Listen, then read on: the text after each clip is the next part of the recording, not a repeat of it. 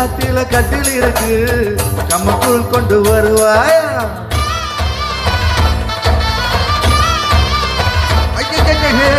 கலகாட்டில கட்டில் இருக்கு